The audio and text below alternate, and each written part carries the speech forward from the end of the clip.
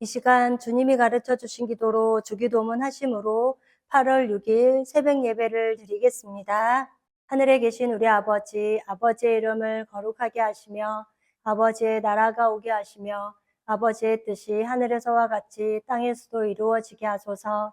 오늘 우리에게 일용할 양식을 주시고 우리가 우리에게 잘못한 사람을 용서하여 준 것 같이 우리 죄를 용서하여 주시고 우리를 시험에 빠지지 않게 하시고 악에서 구하소서.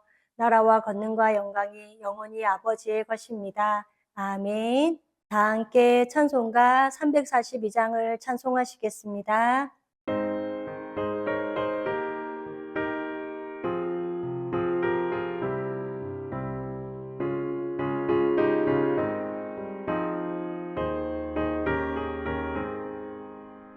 너 시험을 당해 죄 짓지 말고 너 용기를 다해 몸 물리치라.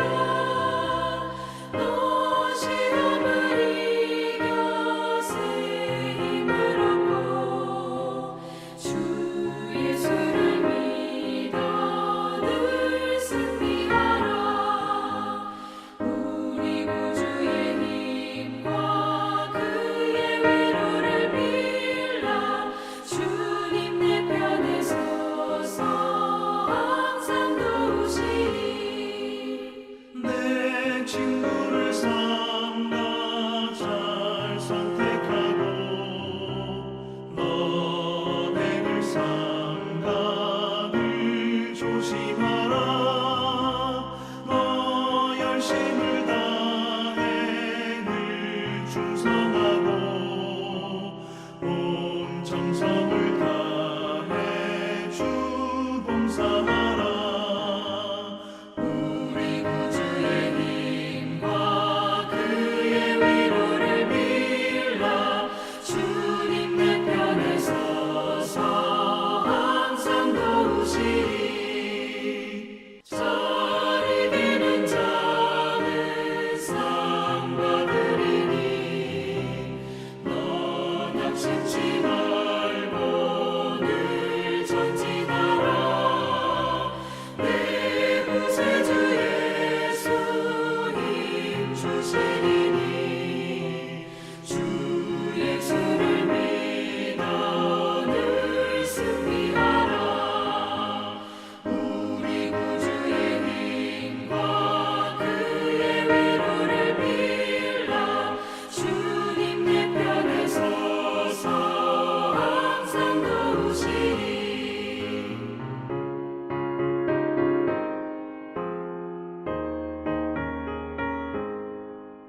오늘 우리 공동체의 말씀 묵상 본문은 사도행전 9장 1절에서 19절까지 말씀입니다. 그중 1절에서 5절까지 봉독하고 말씀을 나누도록 하겠습니다. 사울이 주의 제자들에게 대하여 여전히 위협과 살기가 등등하여 대제사장에게 가서 다메섹 여러 회당에 가져갈 공문을 청하니 이는 만일 그 도를 따르는 사람을 만나면 남녀를 막론하고 결박하여 예루살렘으로 잡아오려 함이라. 사울이 길을 가다가 다메섹에 가까이 이르더니 호련히 하늘로부터 빛이 그를 둘러 비추는지라. 땅에 엎드려져 들음에 소리가 있어 이르시되 사울아 사울아 내가 어찌하여 나를 박해하느냐 하시거늘 대답하되 주여 누구시니이까 이르시되 나는 내가 박해하는 예수라. 아멘. 오늘은 우리 코너스톤 형제 자매님들과 사도행전 9장 1절에서 19절까지의 말씀을 함께 묵상하고자 합니다. 사도행전은 당대의 최고의 지식인이자 성공한 사람인 데오빌로에게 예수님을 믿게 하기 위해서 누가가 쓴 책입니다. 그래서 자세히 그리고 사실에 근거해서 쓴 내용입니다. 어제 읽은 8장 말씀에 사울이라는 사람이 등장합니다. 사울은 교회를 진멸하려고 하였고 예루살렘 각각의 집에 들어가서 예수를 믿는 사람들을 감옥에 거두는 일을 했던 것입니다. 그런데 오늘의 이야기에 데오블로라는 사람이 바울이라는 사람을 아주 잘 알고 있었습니다. 이 사람에 대한 궁금증이 있었을 것입니다. 먼저 1절에 사울이 주의 제자들에게 대하여 여전히 위협과 살기가 등등하여 대제사장에게 가서라고 합니다. 여기서 사울이 바울인 것입니다. 그리고 사도행전을 쓴 누가는 의사로서 바울과 함께 선교 여행을 했던 사람이었습니다. 그래서 누가는 바울을 궁금해하는 데오빌로에게 바울이 누구인지에 대해 소개를 하고 있는 것입니다. 바울은 베냐민 지파이기에 대제사장 그룹에 들어갈 수 없었습니다. 그리고 베냐민 지파였지만 바리새인이었습니다. 바리새인들은 학자이고 대제사장 그룹은 정치인들입니다. 제사를 드린다는 핑계로 정치를 하는 사람들이고 바리새인들은 종교 집단으로 학문을 공부하는 사람이었습니다. 정치적인 일을 할 때는 정치 집단에게 허락을 받아야 했던 것입니다. 그래서 1절에 사울이 대제사장에게 가서 허락을 받은 것이었습니다. 그런데 대제사장의 교리 중에는 부활이 없고 바리새인에게는 부활이 있었습니다. 이렇게 이들은 교리가 달랐던 것입니다. 그러나 예수를 죽이려고 하는 것에 대해서는 교리가 달라도 하나가 되었던 것입니다. 그래서 대제사장에게 가서 허락을 받았습니다. 그래서 2절에 다메섹 여러 해당에 가져갈 공문을 청하니 이는 만일 그 도를 따르는 사람을 만나면 남녀를 막론하고 결박하여 예루살렘으로 잡아오려 함이라 라고 합니다. 해당에는 유대인들이 들어가는 거였습니다. 그런데 유대인들 중에 예수를 믿는 사람들을 찾아내어 고문을 하겠다는 것입니다. 유대인이 아니면 예수를 믿는 것에 대해 상관이 없습니다. 그런데 유대인들 중에서 개종을 해서 예수가 메시아라는 것을 믿는 사람들을 찾아내야 했던 것입니다. 바울의 목적은 유대 종교를 지키기 위한 것이었습니다. 이제 해당에서 그 도를 따르는 곧 십자가와 부활을 따르는 사람을 만나면 남녀를 막론하고 결박하여 예루살렘으로 잡아오려 하기 위함이었습니다. 이렇게 바울은 자신의 혈기로 강적인 핍박자의 모습이었습니다. 그러나 후에는 아주 순한 양으로 변하게 된 것입니다. 그런데 3절에 사울이 길을 가다가 다메섹에 가까이 이르더니 후련히 하늘로부터 빛이 그를 둘러 비추는지라 라고 합니다. 사울은 당시에 어둠과 공허와 혼돈 속에 살던 사람입니다. 그런데 그가 빛을 만나게 되는 것입니다. 그래서 4절에 땅에 엎드러져 들음에 소리가 있어 이르시되 사울아 사울아 내가 어찌하여 나를 박해하느냐 하시거늘 라고 합니다. 사울아 사울아 내가 어찌하여 나를 핍박하느냐 라고 지금 예수님께서 말씀하십니다. 그런 그의 마음에 엄청난 고통이 있다는 사실을 알고 계셨습니다. 사울의 고통은 예수 그리스도와의 관계였습니다. 사울은 예수님과 같은 시대에 살았고 예수의 가르침과 이적과 죽음에 대해서도 다 알고 있었던 것입니다. 그는 부활이라는 것에 대하여 듣고 있었습니다. 그래서 그의 마음이 괴로웠던 것입니다. 바울은 내면적으로 정직한 사람이었습니다. 사울이 괴로워했던 것은 스데반의 문제였습니다. 스데반은 성경을 가지고 예수에 대하여 말했던 사람입니다. 스데반이 전하는 성경을 듣고 예수님을 알지만 부인하고 싶은 마음 때문에 괴로워했던 것입니다. 그리고 스데반의 죽음 때문에 괴로웠습니다. 그리고 자신의 양심의 소리를 거슬려야 했기 때문에 영적인 고통이 있었던 것입니다. 그 다음 5절에는 대답하여 주여 누구시니까 이르시되 나는 내가 박해하는 예수라 라고 합니다. 이 말에 사울은 충격을 받았습니다. 그러고 6절 말씀을 보면 너는 일어나 시내로 들어가라. 내가 행할 것을 내게 이를 자가 있느니라 하시니 라고 하셨습니다. 또 7절에 같이 가던 사람들은 소리만 듣고 아무도 보지 못하여 말을 못하고 서 있더라 라고 합니다. 지금 바울 때문에 잔뜩 긴장하고 있는 다메섹 사람들이었습니다. 그런데 예측하지 못한 일이 벌어지고 있는 것입니다. 그 다음 8절 말씀에는 사울이 땅에서 일어나 눈은 떴으나 아무것도 보지 못하고 사람의 손에 끌려 다메섹으로 들어가서 라고 합니다. 예수를 믿는 다메섹 사람들이 굉장한 공포감을 느끼고 또 긴장하고 있는 상황입니다. 그런데 살기가 가득한 사람인 줄 알았던 사울이 눈이 보이지 않아 그리고 사람들에게 부축을 받으면서 병자가 되어 들어오는 모습인 것입니다. 그 다음 9절에는 사흘 동안 보지 못하고 먹지도 마시지도 아니하리라 라고 합니다. 고집불통이고 교만한 사울을 지금 하나님께서 마음을 낮추게 하시고 꺾는 작업을 하고 계시는 것입니다. 사울이 이런 일을 지금 당하고 있을 때 아나니아라는 사람이 동시에 하나님의 소리를 듣게 됩니다. 그래서 10절에 그때 다메섹에 아나니아라 하는 제자가 있더니 주께서 한상 중에 불러 이르시되 아나니아야 하시거늘 대답하여 주여 내가 여기 있나이다 하니라고 합니다. 사도행전 22장 12절 말씀에 율법에 따라 경건한 사람으로 거기 사는 모든 유대인들에게 칭찬을 듣는 아나니아라는 이가 라고 합니다. 이렇게 아나니아라는 사람은 경건한 사람이고 칭찬을 듣는 사람이었습니다. 이 사람은 다메섹에 있는 유대인들을 이끄는 사람이었던 것입니다. 그래서 11절에 주께서 이르시되 일어나 직가라 하는 거리로 가서 유다의 집에서 다소 사람 사울이라는 하는 사람을 찾으라. 그가 기도하는 중이니라 라고 합니다. 사울이 기도하는 중이라고 합니다. 그가 한 기도는 예수님을 생각하는 기도였습니다. 바울은 그동안 진리를 알았지만 진리를 마음속에서 눌렀습니다. 그런데 이제 그 진리를 마음속에 누릴 수 없었던 것입니다. 그래서 자신의 생각을 내려놓고 예수를 생각하고 받아들이게 됩니다. 그 다음 12절에는 그가 아나니아라 하는 사람이 들어와서 자기에게 안수하여 다시 보게 하는 것을 보였느니라 하시거늘이라고 합니다. 그렇게 기도하는 중에 예수를 믿는 자들을 핍박하고 진리를 부인했던 것들을 회개하는, 또 그동안 자신이 고집하고 억지를 부렸던 것들을 인정하고 있는 것입니다. 그렇게 회개를 하고 있는 사울에게 하나님이 나타나셔서 아나니아가 너에게 올 것이라고 하십니다. 그래서 13절 말씀을 보면 아나니아가 대답하되 주여 이 사람에 대하여 내가 여러 사람에게 듣사온즉 그가 예루살렘에서 주의 성도에게 적지 않은 해를 끼쳤다 하더니라고 합니다. 사울은 스데반의 순교를 전후로 가장 악랄한 사람으로 소문이 나 있었습니다. 그래서 그가 예루살렘에서 주의 성도에게 적지 않은 해를 끼쳤다라고 말하는 것입니다. 그래서 14절에는 여기서도 주의 이름을 부르는 모든 사람을 결박할 권한을 대제사장들에게서 받았나이다 하거늘이라고 합니다. 이처럼 다메섹에서도 사울은 굉장히 무서운 사람이었습니다. 그 다음 15절에는 주께서 이르시되 가라. 이 사람은 내 이름을 이방인과 임금들과 이스라엘 자손들에게 전하기 위하여 택한 나의 그릇이라 라고 하십니다. 하나님께서 구원의 길을 만들어 놓으셨습니다. 인간은 그 구원의 길을 듣고 믿기만 하면 되는 것입니다. 이것이 우리에게 주시는 은혜인 줄 믿습니다. 다시 말해 구원은 하나님이 만들어 놓으신 것을 믿는 것입니다. 그러나 또 하나 사명은 하나님의 일반적인 선택이라는 것입니다. 그렇게 어떤 사람은 5달란트를 받은 사명이 있고 어떤 사람은 1달란트를 받는 사명이 있다는 것을 말합니다. 그리고 또 생각해야 할 것은 5달란트 받은 사람이 위대하고 1달란트 받은 사람이 부족한 것이 아닙니다. 중요한 것은 하나님이 나에게 사명을 주셨다는 것을 감사하는 것이고 그것에 충성하는 것입니다. 그렇게 사명을 비교하거나 열매를 가지고 열등감을 갖지 않습니다.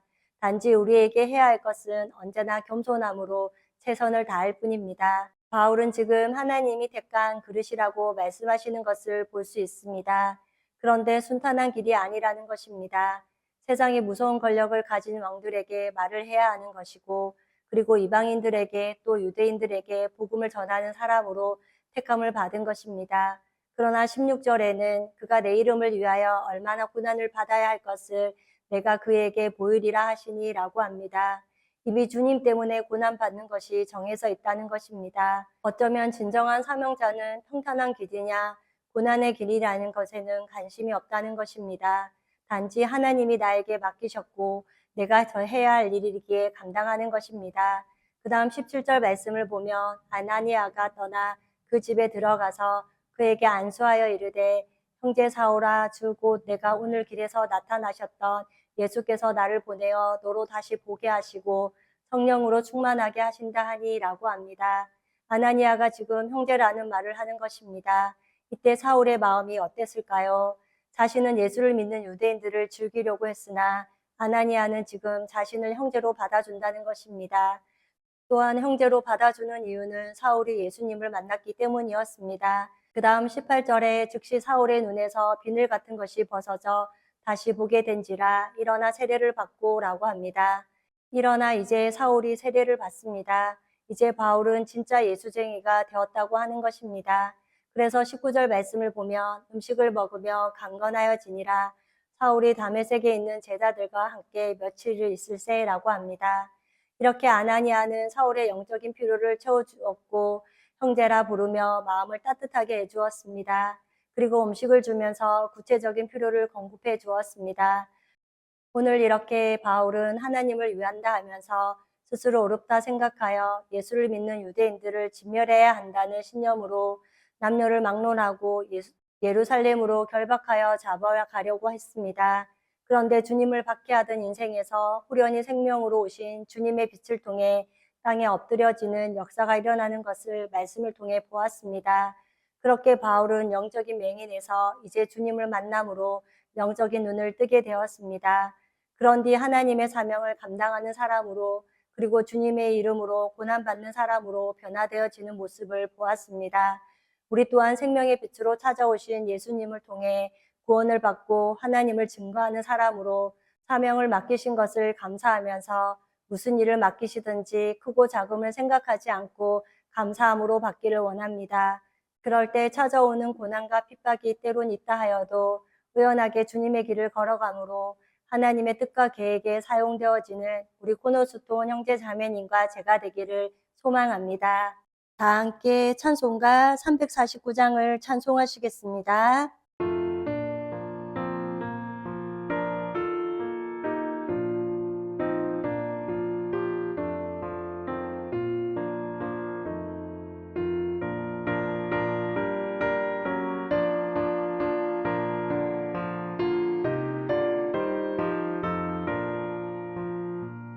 나는 예수 따라가는 십자가 부사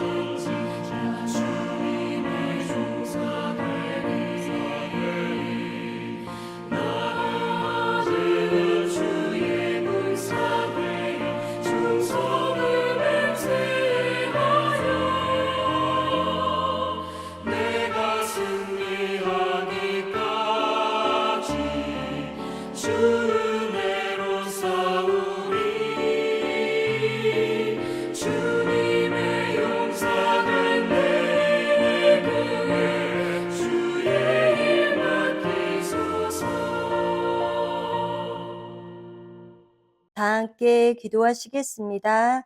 사랑의 하나님, 오늘도 새날을 허락하여 주시고 예배로 하루를 시작해 하시는 애를 참으로 감사드립니다.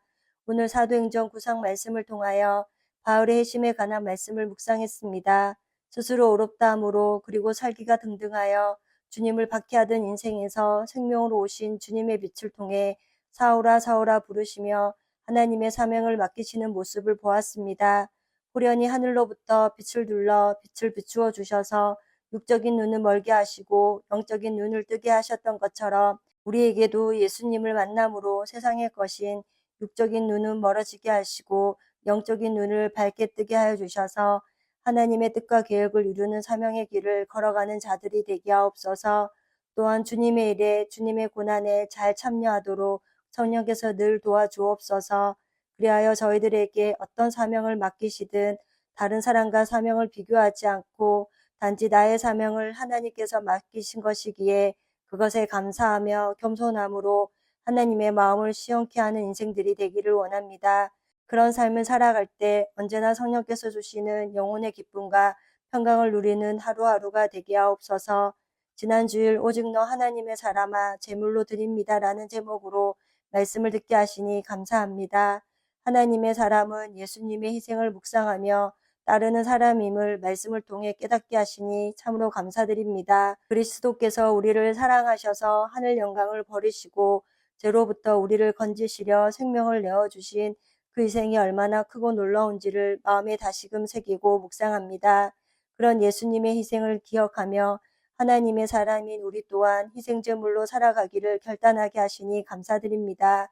우리는 주님을 위해서 그리고 교회 공동체를 위해서 또한 성도를 위해서 늘 말씀을 의지하여 희생케 하여 주옵소서. 그리하여 더욱 주님 때문에 십자가 때문에 희생함으로 풍성한 은혜를 경험하는 인생들이 되게 하옵소서.